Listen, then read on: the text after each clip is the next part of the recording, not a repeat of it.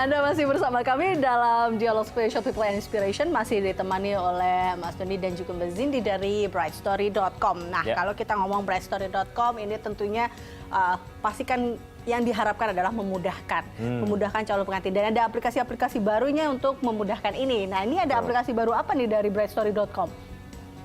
Kita ada dua mobile aplikasi yang terbaru. Satunya Bright Story App, satunya lagi Bright Story Pro kita namakan. App dan Pro. Maksudnya dua ini adalah karena ini fungsinya berbeda. Karena Bright Story App itu untuk calon pengantin, memudahkan dia mencari inspirasi, mencari vendor gitu. Tapi ada juga Bright Story Pro untuk vendor. Biar vendornya mudah untuk mendaftar, mudah untuk mengupload project-project mereka, mudah juga untuk memfollow up. Kalau ada orang yang menanyakan tentang servis mereka, jadinya kita mau bikin ini sebuah ekosistem yang sangat mudah buat dua belah pihak, dan dua-duanya jadi semakin excited dan makin mudah untuk. Nah, tadi kan kalau ini kita bahas yang vendor dulu ya. Nah, kalau ada nggak sih syarat-syarat juga bagi vendor-vendor yang mau masuk nih ke brightstory.com ini? Kira-kira vendor yang seperti apa sih yang bisa dikatakan layak masuk brightstory.com? Jadi kalau misalnya tentunya kita nggak pengen semua bisa langsung masuk aja ke Brightstory ya, karena itu bisa, kan sekarang lagi marak juga penipuan-penipuan dari organizer gitu ya. Makanya kita ada proses verifikasi di depannya, ya kan. Kita nggak berhak menilai dari segi kerjaan juga pastinya, tapi kita bakal menilai dari segi ini benar nggak sih vendornya ada. Kita telepon, mereka naruh nomor telepon, kita teleponin. Mereka naruh email, kita ada otomatis proses untuk mereka memverifikasi email mereka. Terus kita juga ngasih minimum requirement untuk mengupload kerjaan mereka. Harus ada berapa banyak project gitu. Jadi mereka masuk benar-benar memberikan value, nilai kepada calon pengantin. Tapi cuma banyak-banyak aja gitu. Tapi kalau misalnya vendornya sudah terdaftar lah ya, mereka bisa memampang produk-produknya gitu di brightstory.com. Misalnya ada vendor yang secara jumlah project ataupun visual nggak sesuai dengan yang brightstory.com inginkan, itu ada komunikasi nggak sih? Artinya ini kayaknya fotonya kurang deh, visualnya kurang deh. Itu ada hal kayak gitu ya? Tentunya kita actively juga ngontak vendor untuk kasih tau mereka kalau misalnya ini update portfolionya gitu-gitu seperti itu. Itu tujuannya balik lagi untuk user-user kita juga supaya mereka bisa mendapatkan yang terbaik dari Brightstory. Jadi begitu buka websitenya nanti atau misal kita download gitu ya si aplikasinya, itu ada yang kalau Anda adalah misalnya calon pengantin, Anda bisa pilih menu ini, kemudian kalau vendor bisa. Bukan. Atau Jadi gimana? Itu ada dua aplikasi yang terpisah. Dua aplikasi yang berbeda. Jadi kalau mau cari di App Store atau Google Play buat Android, itu ada dua aplikasi terpisah. Bisa cari Brightstory akan ada nongol dua.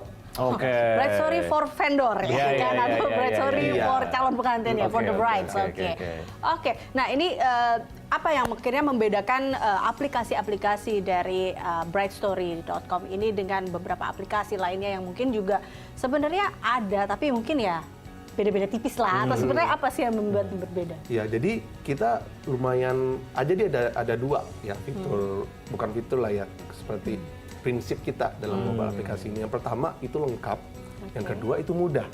Ya kan, lengkap ini berarti kita ada inspirasi, ada vendor. Kita juga nggak cuma ada dua itu, kita juga ada yang namanya inspiration board. Kan itu fitur untuk orang mengumpulkan ide-ide yang mereka suka, mereka kumpulin jadi satu.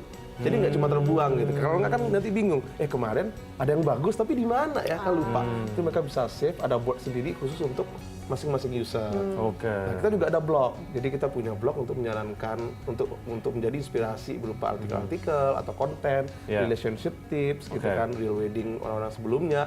Itu juga ada di kita. Kita juga mudah digunakan gitu ya, cepat aksesnya. Bisa diakses melalui mobile aplikasi juga. Jadinya itu yang membedakan kita sih. Kalau Mbak Zindi secara produk ada nggak sih mungkin yang kayak membedakan antara yang ada di aplikasi brightstory.com dengan beberapa aplikasi-aplikasi lainnya? Sebenarnya sih dari fitur-fitur yang kita provide sendiri memang cukup distintif ya. Jadi sebenarnya lebih kurang udah dijabarin semua juga sama satu ya. Tapi secara target market juga ini menentukan ya pemilihan vendor dan lain sebagainya. Target market ya, target market untuk yang brightstory.com sasar. Ya, target market kita kan memang kecil ya kalau bisa dibilang ya. Karena jumlah orang yang married itu sangat sedikit lah ya, orang yang udah married atau belum gitu. Tapi kita sendiri melihat bahwa pernikahan ini lama-kelamaan nggak lagi masalah jumlah calon pengantin yang ada di satu negara. Tapi juga orang sekarang udah mulai banyak nih mewujudkan pernikahan impian mereka di luar negeri gitu misalnya. Mereka banyak yang cuma melakukan pernikahan mengundang tamu yang sedikit, tapi sangat spesial gitu misalnya. Nah kita ngelihat bahwa target market kita nggak hanya lagi pengantin yang ada di Indonesia, tapi di seluruh dunia. Jadi nantinya kita pengen semua orang itu sangat mudah mempersiapkan pernikahan mereka, nggak perlu kenal dengan WO, dengan level internasional gitu ya, tapi mereka cukup nggak mau nyari fotografer dari Swedia deh misalnya, mereka bisa cari di Bright Story, mereka bisa lihat harganya gitu ya, mereka bisa janjian lewat email dan terkadang cepat tahu bisa lebih murah. Artinya juga memang dari Bright Story ini juga kerjasama dengan vendor-vendor di luar negeri, artinya ada komunikasi secara intens dan juga ada kualifikasi yang kemudian dilakukan ya supaya memang vendor-vendor dari luar negeri itu juga nggak yang cuman brand luar negeri aja, tapi secara produk juga udah bagus gitu kelihatannya.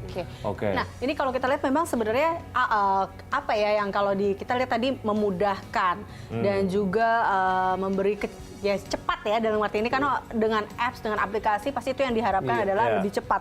Nah ini saya juga ngeliat di balik lagi ya ke sini, ini mungkin ini adalah yang biasa ya, belum yang terbaru. Apa ini yang sudah terbaru? Udah itu. Nah ini yang sudah terbaru aja kita lihat ini udah komplit, ada mau budget itu yang paling penting ya kan, terus ada all city-nya mau di mana aja, mungkin itu acara pernikahannya ataupun mau nyari di mana, terus ini ada all categories. Nah ini kalau bisa dijelaskan Mas Doni ataupun Mbak Zindi, kalau memang diharapkan dari visi yang ini tuh apa sih yang ingin disampaikan juga dari web ini kepada masyarakat ataupun kepada calon-calon pengantin yang lagi ngeliat-ngeliat nih, aduh ini bagus juga sih tapi gimana ya, apa sih memang yang ingin disampaikan juga dengan aplikasi baru ini? Mungkin dengan aplikasi baru ini harapannya dari kita adalah supaya benar-benar bisa lebih ngebantu lebih jauh lagi buat semua calon pengantin yang lagi mempersiapkan pernikahan, supaya bisa nyari vendor baik berdasarkan kategorinya, maupun budgetnya juga. Budgetnya itu penting loh, Iya, benar, itu biasanya jadi pertimbangan utama kalau buat calon pengantin. Betul. Biasanya kan paling pertama adalah yang ditanya budgetnya berapa sih? Kan biasanya itu yang paling terus di mana, apa. Nah, sip, nanti lebih lengkap lagi kita masih punya satu segmen terkait dengan ada satu event yang akan diselenggarakan ya, tetap di program kami yaitu adalah People and Inspiration.